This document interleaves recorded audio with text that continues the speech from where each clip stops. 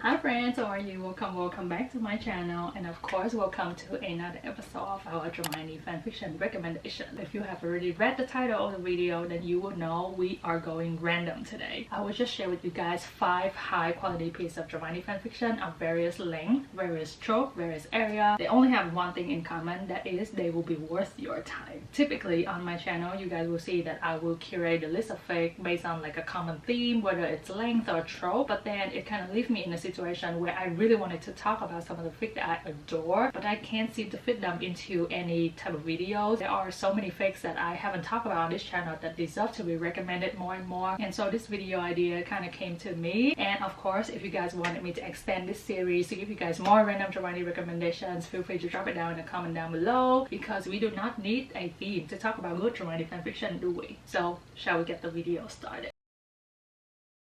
Now, the first recommendation that we have for this random video is Hermione Husband Checklist by Green Flower Pot. It's the fic that kind of inspired this whole video, because I've tried to put this fic into probably my recent 5 videos so far and I haven't been able to. I will read the synopsis of this fic to you guys because it is one of the most cutest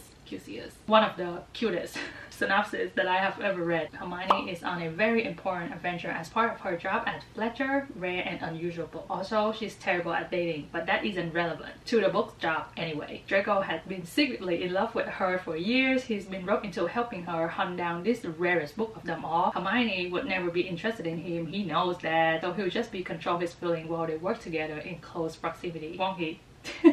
Tell me you don't want to read this story after that synopsis. Like, first of all, from the synopsis alone, we have Draco pining Malfoy. Isn't that enough for you to read this story? Secondly, forced proximity. And third, they are on an adventure together. They will be tuned into that power couple model. Like, fic is around 26,000 words, so it's not that long at all. Now, just because it has 26,000 words, don't you worry about the completeness of this story, okay? It is super well planned out, it is super well developed, and the page is just amazing. It will just keep you turning the page and leave you satisfied. Of course, you would want to read some more after finish the story because it's a good piece of fic that make you crave for more. We have perfect characterization of Draco and Hermione, and their development is just chef's kiss. But we also have an ensemble of supporting cast. They're just like a delight to read in this story. And we also have a supportive Narcissa Malfoy. Like, you guys have all heard about Draco Malfoy and the mortifying ordeal of being in love, but it is self-care. And there's one thing that most people do after finish that giant piece of a classic fanfiction is ask for a recommendation that is similar to the Batmobile. There is nothing like the Batmobile, and it is truly one in a kind type of fanfiction, dramione fanfiction, or fanfiction in general. But Hermione Husband Checklist always pop up in my head, remind me so much of Draco Malfoy and the mortifying ordeal of being in love. And like I have said at the beginning, it's only 26,000 words. So if you guys don't want that much of a commitment with Draco Malfoy and the mortifying ordeal of being in love, I would recommend this any day of the week. Kind of give you everything that you need in just 26,000 words. It's almost like everything I want to read in a dramatic fanfiction packaged into a fic, and that's why I've been finding opportunity to recommend this fic to you guys. So I guarantee you that this story will be worth your time, okay? So please go ahead and next out of my video, maybe come back later, but go ahead and read this story right now, okay? I kind of want to read it again after I tell you guys about it. Now, the next recommendation that we have, I have only been able to recommend it once before on my channel, and that is just so baffling to me because this is just god tier type of fanfiction. That is A Flavor Name and Color Sound by Pink Panther. Now, this is a 2-chapter story with only 10,000 words. This is a fic where Draco has a condition that is called synesthesia. I hope I pronounced that correctly. It's a condition where he can taste the flavor of word and see the color of sound. Once again, tell me you don't want to read this story after reading that synopsis. This story just follow Draco's point of view throughout the story of his life, and a big part of Draco's life is pining for Hermione Granger. So once again, we have a Draco pining Malfoy story, and isn't that just my thing? This is one of the most beautifully written dramione story that you will ever find in this entire community. And do you know what the bonus is? The author, their first language is not English. How can you write so masterfully, so poetically, so lyrically when English is not your first language? I really don't have a word to really like describe this story, rate this story, review this story. This is just beyond me in terms of talents and quality. So please go ahead and read this story. This is one of the stories that you must read when it comes to the dramione fanfiction, and one that you just have to go out there and experience it for yourself. There is no review for me that is worthy of this fic. So please go ahead and read this story right now, okay? The next story that we have here is a very special story. We have Transparency by Might Be Writing. Mind you guys, just because I said that I would randomly recommend fanfiction in this video doesn't mean that I don't curate it for you guys, okay? Because tell me, I am just so proud of the quality of the work that I put into this list. This is an 8-year story at Hogwarts where we get to absorb the story of Draco and Hermione coming together via a point of view of a ghost, written in second person point of view.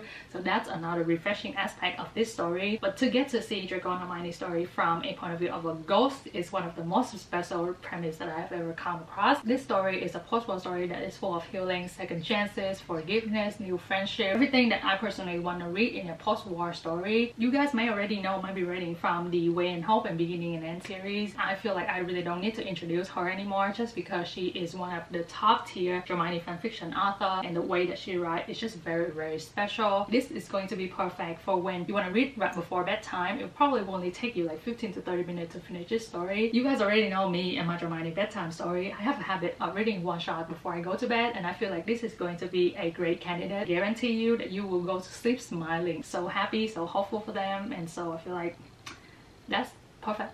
Fourth recommendation that we have for this video is The Art of Sitting Etiquette by Inadas 22. It is another one shot, I believe, only 10,000 words. This is a post-war Hermione point of view story where she's trying to solve a problem of why Draco Malfoy decided to sit on her right every Friday at their French group bar gathering for 3 years. Another thing that I really like about this story is that it gives me the opportunity to read a couple tropes that I don't personally come across in the dramione fanfiction community. First is a Hermione's point of view, and I'm not sure if that's just because of me personally seeking out Draco's point of view story or not, but I just feel like Hermione's point of view story are a little bit harder to come by in the dramione community. And secondly, this story has a pining Hermione. I feel like whenever I come across a story that Hermione is pining for Draco, I'm just smitten. Honestly, this story can be classified as a idiot in love, mutual pining type of story. So that's your cup of tea too. Please go ahead and read this story. You guys may already know Inadas 22. She's another pilot in the Hermione community, author from Measure of a Man, which is another Hermione's point of view story. Inadas 22 comes with all the accolades that you guys need to, you know that you're not gonna waste your time. Once again, just like might be writing in Way and Hope and Beginning and End, if you feel like you want to test the water with their writing and you want to read somewhat of kind of like a mini version of their very well-known work, I feel like their one-shots are such great start for you. Of that I've just said, this story is just going to be so well-rounded and so well balanced out,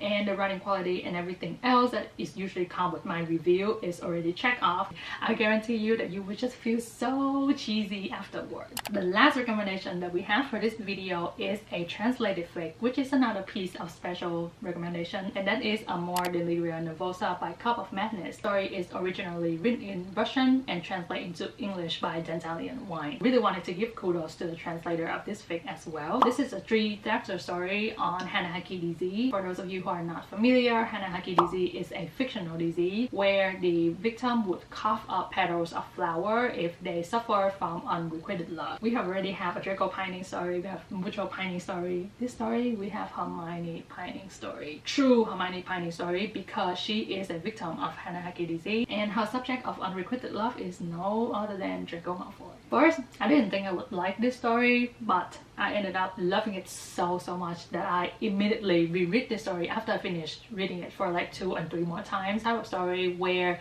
you get a very angsty type of work until the very end, where you get rewarded with a happy ending, and that is just my cup of tea, because sometimes I just want to get hurt. I just want that pain, that heartstrings pull type of pain. As long as I have an insurance, as long as I have a happy ever after tag. I feel like with what I've just described so far, you guys can really tell that the progression of the relationship in this story is super realistic. I'm a little bit hesitant to call them enemy to lover. They are certainly not friends, and Hermione unrequited love start out with a blank Draco, like he has no feeling whatsoever for her. Also remind me of how Draco and Hermione developed a relationship in Isolation by Bex Jan. The Draco that we have in Amor Deliria Nervosa is a little bit more on the toxic side. I know toxic Draco is some of you guys' cup of tea, okay? So if that's what you're looking for, I feel like this story is going to be perfect. Overall, I truly love this fic. I already tell you guys that I reread it an unhealthy amount of time immediately after I finished reading it. It is also my one prize piece when it comes to Hanahaki disease and Dramione. This is just the one piece that I have enjoyed to the T, and I truly cannot ever forget it. That's all the recommendation that we have for this video. I know it's only 5 random dramione recommendation, but of course, like I say, if you guys want me to extend this series, I can always push out 5 random pieces of work for you guys. You guys don't have to worry. Just because I said random fanfiction doesn't mean I just take something and recommend it to you guys without